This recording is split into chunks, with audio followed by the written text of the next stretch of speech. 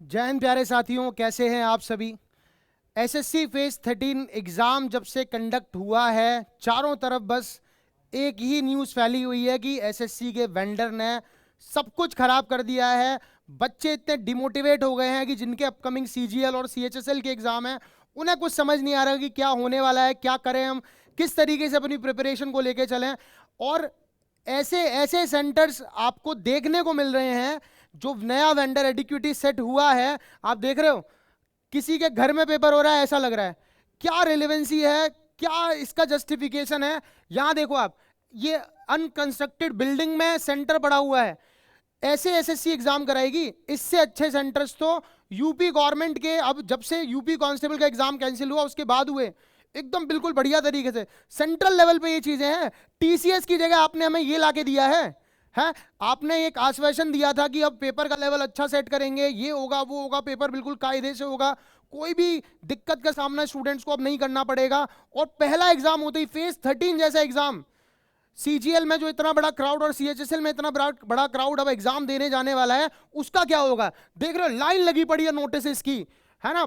बेशर्मी की हद है, बस नोटिस निकाले जा रहे हैं कि यहां एग्जाम कैंसिल, वहां एग्जाम कैंसिल, है ना। सीधे सेंटर्स पे बच्चा पहुंच रहा है, 500 किलोमीटर दूर सेंटर पे गए और वहां पे जाके नोटिस चिपका हुआ मिल गया कि आपका आप एग्जाम आज नहीं हो रहा टेक्निकल फॉल्ट की वजह से। टेक्निकल फॉल्ट नहीं, ये आपका खुद का फॉल्ट है। आप एग्जाम को मैनेज नहीं करा पा रहे, ये कंप्लीटली आपका फॉल्ट है। स्टूडेंट की इसमें क्या गलती है, तुम आने जाने का किराया देंगे उसे, आप वो कहां आप 2 दिन रहेगा, कब आप री एग्जाम कराओगे, वो फिर से वहां जाएगा। कैसे कैसे एक स्टूडेंट के अंदर एक मोटिवेशन आए, कैसे वो मेहनत जो कर रहा है सालों से, कैसे वो रिजल्ट तक पहुंचेगा। क्या मजाक बना रखा है। SSC CGL CHSL MTS CPO, इसके थ्रू लाखों बच्चे, करोड़ों बच्चे अपने फ्यूचर को सिक्योर करने की सोचते हैं, और अब बस डिमोटिवेशन है, कुछ नहीं है। पूरा सब कुछ तहस नहस सा करके रख दिया है, हर जगह कैंसिलेशन की न्यूज है। और एसएससी इतनी बेशर्मी ओढ़ रखी है कि नोटिस पे नोटिस निकाले जा रहे हैं। कुछ देर पहले एमटीएस का नोटिस निकाल दिया, पूरे इंडिया में न्यूज वायरल हो रखी है ना। ट्विटर पे ट्रेंड चल रहा है एसएससी वेंडर फेलियर। कुछ न्यूज चैनल्स ने भी सपोर्ट दिखाया है ना। उन्होंने बताया है कि क्या आपका भी एसएससी एग्जाम में किसी तरह की दिक्कत का सामना करना पड़ रहा है तो आप हमें कांटेक्ट करो।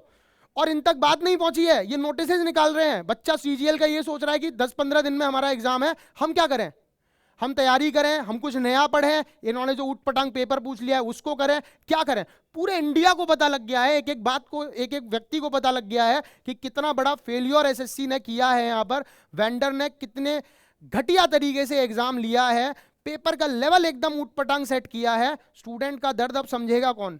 कब तक स्टूडेंट, 2017 में कभी ऐसा पहले हुआ था, 2017 के टाइम कि एक सीवी नाम की कंपनी थी, उसने ऐसा ब्लंडर कर दिया, चीटिंग के स्क्रीनशॉट्स वायरल हो रहे थे। उसके बाद टीसीएस ने आके चीजों को संभाला, और टीसीएस ने जब तक पेपर लिया भाई साहब, कुछ भी इश्यूज आए हो, बट ये चीटिंग का, ये फेलियर, सिस्टम फेलियर, माउस नहीं चल रहा, ऐसी दिक्कतों का सामना ना के बराबर करना पड़ा। मैंने खुद एग्जाम दिया, सीजीएल को क्रैक किया, सीएचएसएल को क्रैक किया। 1% मुझे कभी ऐसा नहीं लगा कि क्या सेंटर में मेरा एग्जाम डाल दिया, मैं यहाँ कैसे पेपर दूंगा, मैं कैसे टाइपिंग करूंगा, मैं कैसे आंसर टिक करूंगा, है ना। उन्होंने जैसे देखो 2017 में जब वेंडर चेंज हुआ, टीसीएस ने अपनी कमान संभाली, बहुत सटीक तरीके से पेपर लिए जैसे होने चाहिए थे। 18, 19, 20 में तो बढ़िया लेवल के पेपर भी बनाए। धीरे धीरे पता नहीं क्या ऐसा हुआ कि पेपर का लेवल डाउन होता गया, डाउन होता गया। स्टूडेंट अभी ये आवाज उठा रहा था कि पेपर का लेवल अच्छा करो, रिपीटर्स की संख्या कम हो। ये लगे पड़े हैं, 5-5 बार सिलेक्शन लेने में लगे पड़े हैं। कुछ तो नया करो, कुछ अच्छा पूछो, कुछ घुमा फिरा के पूछो। इन्होंने तो पूरी दुनिया ही घुमा दी बच्चों की। अब स्टूडेंट करे क्या, हर बार की तरह ट्विटर पे ट्रेंड करा दिया, है ना। ट्रेंड हो गया एसएससी वेंडर फेलियर, ट्रेंड हो गए, खुश हो गए। अब क्या होगा, अब कुछ नहीं। कुछ न्यूज चैनल ने दिखा दिया, गवर्नमेंट का कुछ रोल ही नहीं है, ये बात उठ ही नहीं रही है कहीं गवर्नमेंट के बीच, कोई सवाल कर ही नहीं रहा है। स्टूडेंट बस सोच रहा है अब क्या करें। कुछ टीचर्स ने मिलकर ये डिसाइड किया कि अब 31 तारीख को दिल्ली जाके मिनिस्टर जी से बात करेंगे। ऐसा पहले भी हो चुका था, पहले एसएससी ऑफिस गए थे तो उन्होंने आश्वासन दे दिया एसएससी चेयरमैन ने कि नया वेंडर लेके आ रहे हैं, वो सब कुछ सही करेगा, बढ़िया करेगा, है ना। सब जगह न्यूज। अब एसएससी सीजीएल एस्पिरेंट को क्या करना चाहिए भाई साहब, ये दर्द तो है ही, है ना। और सबके लिए बड़ी चिंताजनक चीज है ये, बड़ा एकदम डिप्रेसिंग है कि कुछ समझ नहीं आ रहा। कुछ लोगों ने तो चालू कर दिया चीजें कि अब ये पढ़ो, यहां से पेपर आ रहा है, वहां से पेपर आ रहा है। स्टूडेंट कभी सोच रहा है कि आंदोलन करने जाएं या कुछ नया पढ़ने जाएं, पेपर निकलेगा तो निकलेगा कैसे, क्या होने वाला है। कुछ स्टूडेंट्स जिनके लास्ट अटेम्प्ट होंगे शायद इस बार, कुछ स्टूडेंट्स जो इस होप में होंगे कि इस साल सिलेक्शन लेके सब कुछ बदलना है, सब डिमोटिवेटिंग है एकदम। कब तक इन चीजों से स्टूडेंट जूझता रहेगा, कब तक ये लड़ाइयां लड़ता रहेगा? कभी किसी स्टेट में ऐसा होता है, कभी यूपी में होता है, टीचर्स की वैकेंसी सालों से नहीं आई है, कांस्टेबल का एग्जाम पहले हुआ कैंसिल हो गया, चलो दूसरी बार फेयर तो हुआ एटलीस्ट। यूपीएसआई की वैकेंसीज के हल्ले मचे हुए हैं कि आएंगी आएंगी आएंगी, आके ही नहीं दे रही हैं। यहाँ सीजीएल का भी सेम हाल हो गया। अब स्टूडेंट एक तो एग्जाम था जिसपे आंख बंद करके भरोसा करता था कि सब कुछ फेयर होगा, पेपर एकदम बढ़िया सेट होता है, पढ़ने वाले बच्चे का सिलेक्शन होता है, ऑफिसर वो बनता है। ऐसे कैसे ऑफिसर बनेगा? अब क्या सीजीएल पोस्टपोन होने वाला है? क्या सीजीएल पोस्टपोन होगा? तो इनके कान पे जू नहीं रह गई भाई साहब। ये नोटिस निकाल दिया इन्होंने अभी एमटीएस का। ये कोई नोटिस नहीं निकाल रहे किसी भी चीज के लिए कि क्या करने वाले हैं, क्या सुधार होने वाले हैं। पूरे जो सोशल मीडिया पे चीजें ट्रेंड हो रही हैं, पूरी तरह से वायरल हो रखी है, क्या इन तक खबर नहीं पहुंची होगी? बिल्कुल पहुंची होगी। बट ये ऐसी दिक्कतों को दिक्कत मानते ही नहीं, अपने फेलियर्स को एक्सेप्ट करते ही नहीं है। हो गया, अब सीजीएल में फिर कर देंगे, फिर स्टूडेंट वायरल कर देगा चीजों को, फिर सीएचएसएल में भी यही कर देंगे। किसका सिलेक्शन होगा पता नहीं, ऐसे ऐसे सेंटर्स में जाके, है ना, ऐसे ऐसे सेंटर्स में जाके किसका सिलेक्शन होगा पता नहीं, कोई रिलेवेंसी है? कुछ नहीं है।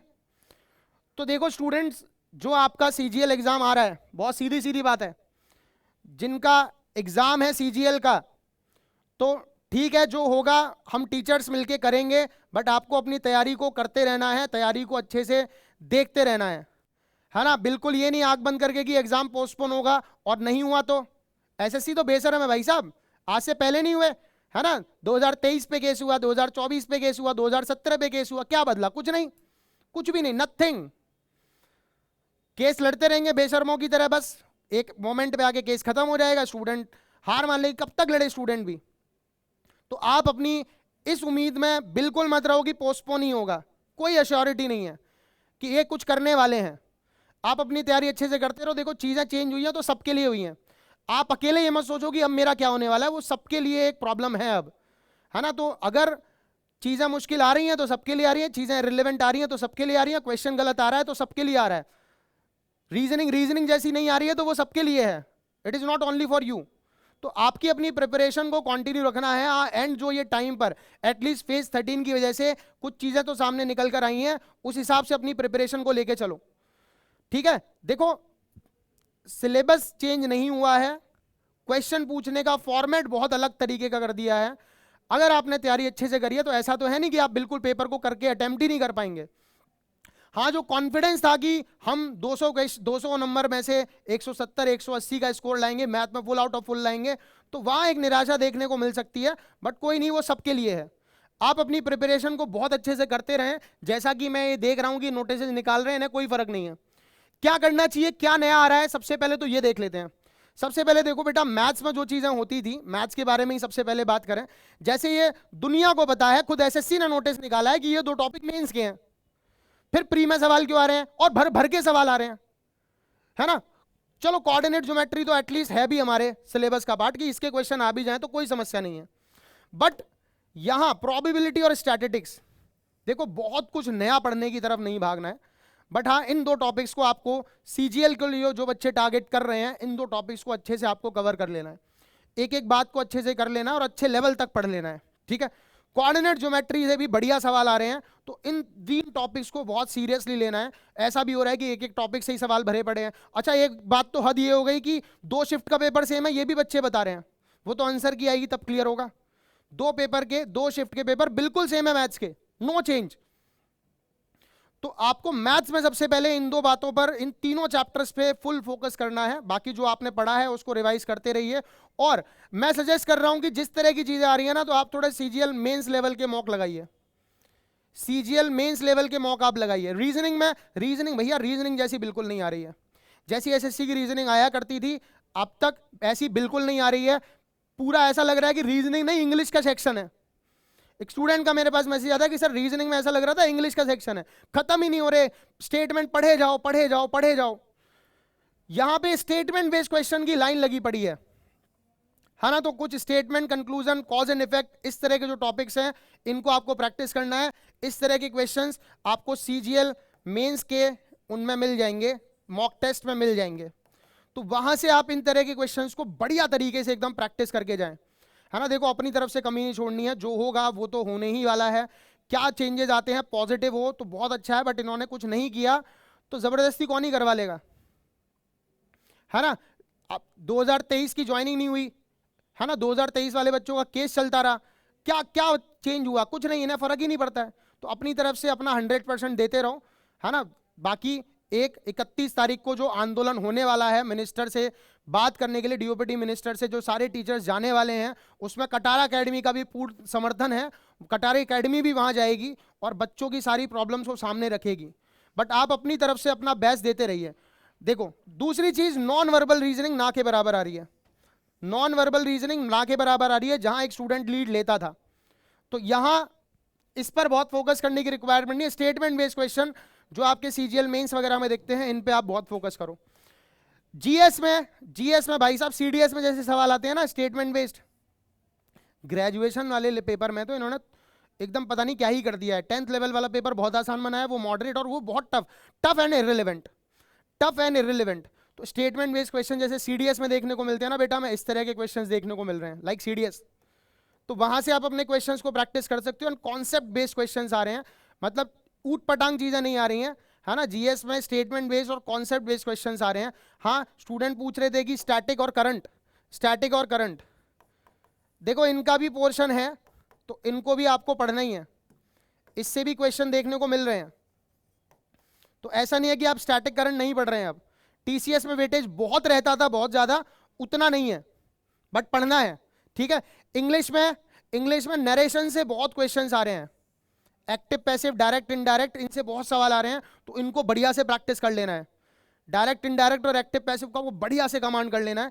पैसेज आ रहा है क्लोज टेस्ट, अभी तक प्री के एग्जाम में क्लोज टेस्ट देखने को मिलते थे, अब क्लोज टेस्ट नहीं आ रहा है, पैसेज आ रहे हैं और अच्छे स्तर का आ रहा है। तो उसके लिए भी तैयार रहो। पैसेज में 5 क्वेश्चंस आपको देखने को मिलेंगे, 10 ये हो गए, 5 ये हो गए, 15 तो यही हो गए।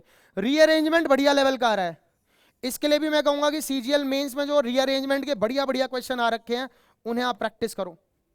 रीअरेंजमेंट के बढ़िया सवाल आ रहे हैं, तो अपनी तरफ से कोई कमी नहीं छोड़नी है बच्चा। एकदम बढ़िया से अपनी प्रिपरेशन को अब भी लेके चलो, मॉक टेस्ट बढ़िया से लगाओ।